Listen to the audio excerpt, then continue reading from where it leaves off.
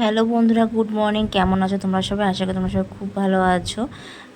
আজকে হলো আমাদের বৃন্দাবনের দ্বিতীয় দিন। তো আমরা আজকে চলে এসেছি বাঁকে বিহারী মন্দিরে। তো এটা আমাদের হোটেল থেকে একদমই কাছে, 10 মিনিটের রাস্তা। আর দেখতে পাচ্ছ কতটা ভিড় হয়েছে, বিশাল বিশাল ভিড় হয়েছিল, খুবই। তো এটা মন্দিরের গেটের ওখানটা আমরা লাইন দিয়েছি, লাইন অনেক আগের থেকে দিয়েছিলাম, লাইনটা এখন অনেকটা এগিয়ে এসেছে। তো এই বাঁকে বিহারী হলো আমাদের কৃষ্ণেরই একটা রূপ। তো এই ঠাকুর তো ভীষণই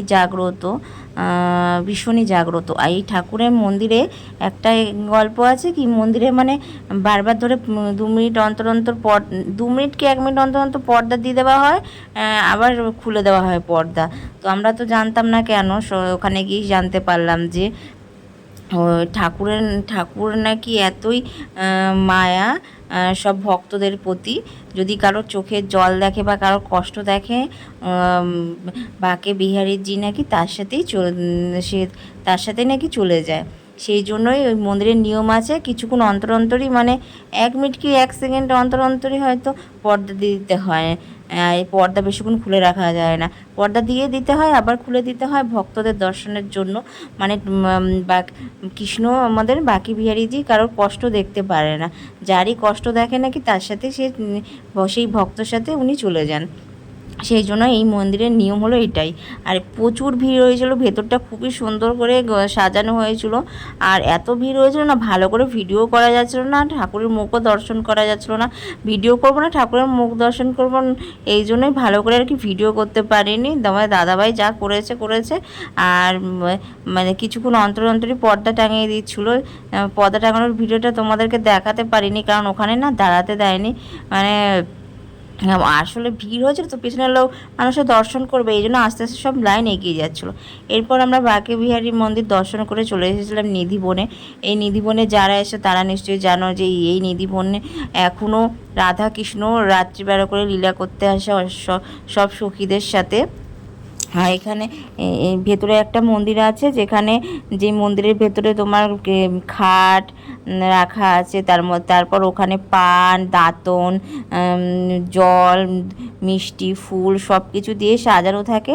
প্রত্যেক দিন ভোরবেলা উঠে যখন পণ্ডিত ব্রাহ্মণ দরজা খোলেন, দেখেন যে মানে পান খাওয়া, দাঁতনে দাঁত করা রয়েছে, সবই মানে দুধ থাকে, জল থাকে, সবই কম থাকে। ওই ভেতরে তো সবাইকে অ্যালাউ করে না, শুধু একমাত্র ব্রাহ্মণ ছাড়া। এই জন্য আমরাও দেখতে পাইনি। মানে সব মন্দির, নিধিবনের ভেতরে মোটামুটি 3-4টে মন্দিরে আছে, সব মন্দিরে ভিডিও করতে দিচ্ছিল না, কারণ ভিডিও করা অ্যালাউ ছিল না। এই জন্য তাই যতটা পেরেছি বাইরেটুকু সেগুলোই তোমাদের শেয়ার করেছি। আর এই নিধিবনের গাছগুলো দেখেছো, সবই এক একটা গোপী। আর কত বাদর দেখো, সব তার বাচ্চাদেরকে নিয়ে বসে আছে। এই গাছগুলো এক একটা সবই রাধা কৃষ্ণের ছোঁয়া হয়তো আছে কোথাও না কোথাও। কিন্তু মানে ভেতরটা ঢুকে এতই ভালো লাগছিলো যে মন পুরো ভালো হয়ে যাচ্ছিলো। তো এক এক করে ভিডিও করে নিচ্ছি, দেখেছো কত বাদর। অনেকে খেতে দিচ্ছে, তাদের খাবারগুলো নিয়ে খাচ্ছে। অনেকে বিস্কিট দিচ্ছে, রুটি দিচ্ছে, দেখো বসে বসে ওরা সবাই খাচ্ছে। তো বললামই তো, এই নিধিবনের ভেতরে আজও রাধাকৃষ্ণ আসে নাকি, সবই শোনা যে লীলা করতে। আর ভেতরে তো মন্দির আছে অনেকগুলো, যেখানে পান টান সবই রাখা থাকে। যারা যারা গেছো তারা সবাই জানো এই নিধিবনের গল্প। তো তোমরা দেখে নাও। এখানে ময়ূর আছে, বাদর আছে।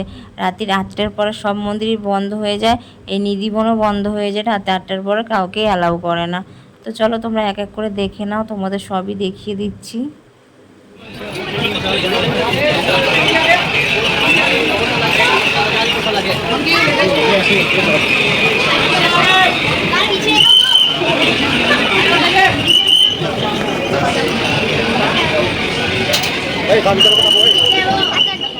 তো আমাদের বাঁকে বিহারী মন্দির আর নিধিবন ঘোরা হয়ে গেছে। এখন আমরা চলে এসেছি গৌরীগোপাল আশ্রমে। তোমাদের তো গতকাল ভিডিওতে বলেইছিলাম যে আমরা এখানে রোজই সেবা পেতে আসব।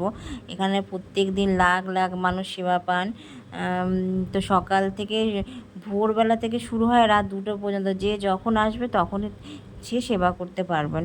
তো এখন আমরাও চলে এসেছি। আজকে দিয়েছিল রুটি, ভাত, একটা পাঁচমিশালি সবজি, ডাল, তারপর ছিল অনেক কিছুই দেয়। সকালে দেয় ইডলি, তারপর সুজির উপমা, সবই থাকে। তো আমরা এখন খাওয়া দাওয়া করে চলে এসেছি। উনি এখন প্রবচন করবেন, তাই আমরা প্রবচন শোনার জন্য চলে এসেছি। এখানে আমরা থাকবো এখন বিকেল 5টা পর্যন্ত। আর দেখছো এখন সবই রেডি করছে, সব সাউন্ড সিস্টেমগুলো হয়, বক্স টক্স ওগুলো রেডি করছে। ওনার প্রবচন শুরু হবে মোটামুটি 3টে থেকে। আস্তে আস্তে ভিড় হচ্ছে, এই যে দেখতেই পাচ্ছ কত ভিড় হয়ে গেছে।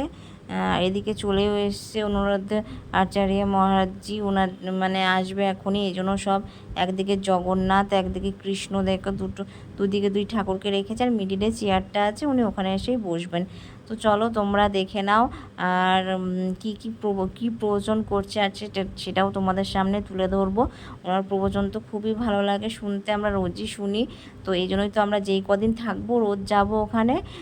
দুপুরবেলা সকালবেলা উঠে সব মন্দির ঘুরে নেবো 12টা পর্যন্ত, যেহেতু ওখানে নিয়ম আছে সকাল থেকে দুপুর 12টা পর্যন্ত মন্দির খোলা থাকবে, আবার 12টা থেকে মন্দির বন্ধ হয়ে যাবে, 4:30 থেকে আবার মন্দির খুলবে। তাই আমরা সকালবেলা উঠে সব মন্দির যেখানে যেখানে যাওয়ার ঘুরে নিয়ে তারপর এখানে চলে এসে সেবা পেয়ে তারপর ওনার প্রবচন শুনে আবার বিকেলবেলা কোনো মন্দিরে যাব। তো আজকে আর শরীরটা ভালো লাগছে না বলে আজকে ওনার প্রবচন শুনে আমরা হোটেলে চলে যাব। আজকে আর কোনো মন্দিরে যাব না, কালকে আবার বারসানায় যাব ভোরবেলা, এই জন্য। তো চলো তোমরা দেখে নাও। এই संसार में 3 सुख होते हैं, खाने का सुख, सोने का सुख और सम्मान का सुख बच्चों का। ये 3 सुख इंसान के पास है, ये 3 सुख कुत्ते के पास है। ये 3 सुख सुअर के पास नहीं है। सुअर नहीं खाता है, सोता है, बच्चे पैदा करता है। चिड़िया भी खाती है, सोती है, बच्चे पैदा करती है। मछली भी खाती है, सोती है, बच्चे पैदा करती है। वो जान रहा है मैंने सुना हूं, और वो ये भी जान रहा है कि मुझे इसका आनंद भोगना पड़ेगा, परंतु अज्ञान में लिखा हुआ है। इसलिए तो सत्संग किया जाता है। यदि सत्संग, अच्छा लोग कहते हैं टाइम पास कर रहे हो, सत्संग से क्या मिलना है? अरे सत्संग से ही जीवन जीना सीखोगे। ऐसे